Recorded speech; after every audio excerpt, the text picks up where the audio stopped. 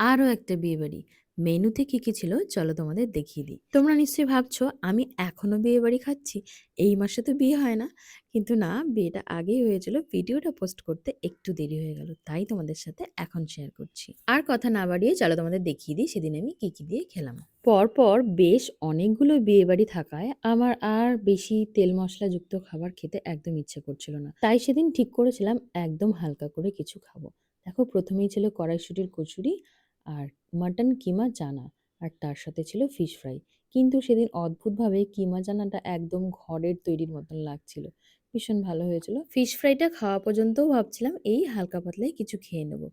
কিন্তু মাটন দেখার পর আমি তো আর লোভ সামলাতে পারলাম না।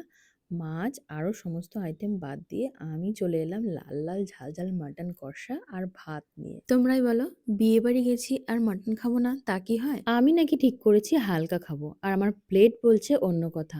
বেছে বেছে চর্বির পিসগুলোই আমি নিয়ে এসেছি, যেটা আমার সব থেকে প্রিয়। আর এরপর সেই রাজকীয় বাইটের পালা। একটু মাটনের চর্বি আর একটু গরম গরম ভাত।